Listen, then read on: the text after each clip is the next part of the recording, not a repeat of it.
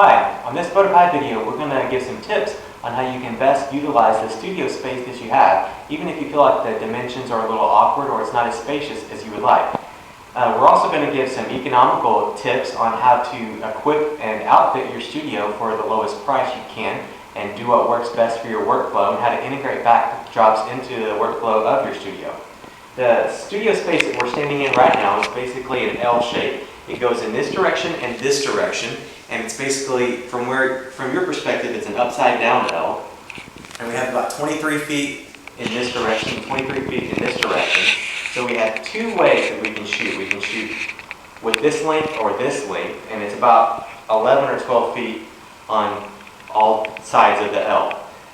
This would be what we would probably consider the main shooting space of this area. We have an electronic backdrop system, which has 4 rollers. On our website, we have 4 and 6 roller system. And behind this, on this little alcove, we have three more rods hanging behind it. Basically, they're just curtain rods.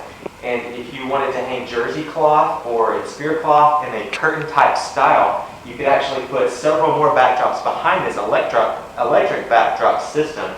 So you would have the potential to be able to put 6 to 10 backdrops just on in this alcove area alone. On this front, we have creative cloth, which we've steamed, just a sort of a more economical option. But I mentioned jersey cloth and spear cloth, which are all three photographically the same. They can work in any way you would want to work them. Basically, as curtain rods or grommets, and they can slide back and forth. You can bunch them up, store them in a milk crate. A lot of different options. Right here, you see 5x9. Jersey cloth backdrops, which work great for children, small children, babies or toddlers.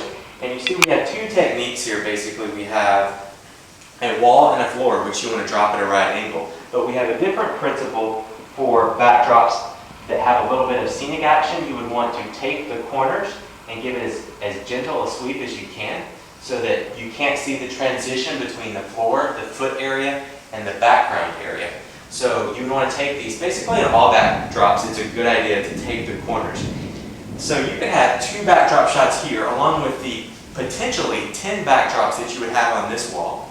These jersey cloths you can just bunch up. When you're done with them, throw them to the side, wad them up, put them in a milk crate. You can do whatever you like to them. You can even pin them to the wall, or you can have, with a rod pocket, you can have it on a portable backdrop system. Right here we have a pulley system, which we just made using parts from Home Depot or Lowe's. On the next upcoming video, we're going to show you how to make this very affordable pulley system, which is very versatile and very handy in the studio system. But you can see this is hanging a little high. All we have to do is go over to these cleats over here, pull it down, and it's ready to be shot on. The floor is included, and again, I would want to hang this at a right angle so that it looks appropriate and the bend is right where the wall meets the floor. Here we have a 6x8 damask, grunge damask, which we offer several varieties of on the website.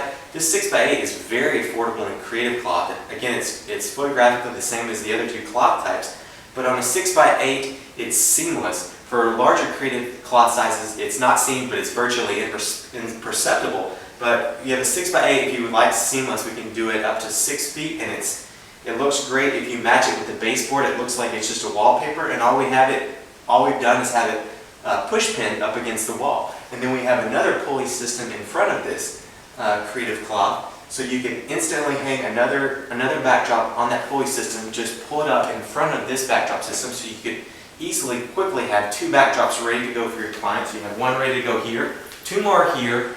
You have 4 on this backdrop system. You have a classic white, just a traditional white vinyl, which is always great for portraiture and family shots. And you also have another backdrop here, which we have basically a second straight line. This is another 5x9, which is great for toddlers and small children or babies, or even pet portraiture if you're into that. You could, again, tape the corners, and you're ready to go. When you're done, just throw it away. You could unpin it from the wall. You could use clamps or clips, utility clamps, to pin it to any type of rod you have. And again, these jersey cloths, you can just stuff them, wad them up, put them in any kind of box or crate that you have.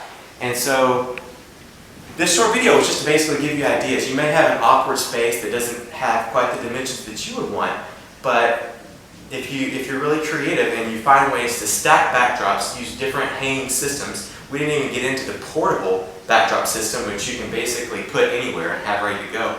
You could easily have 10, 15, 20 backdrops ready to go to offer any client that you have the moment they come into your studio.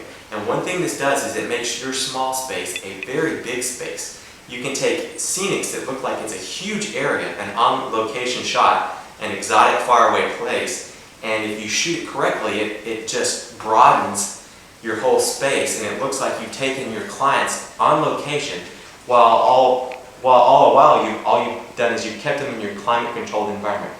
Stay tuned for more videos to come. We're going to show you how to make economic pulley systems for your studio.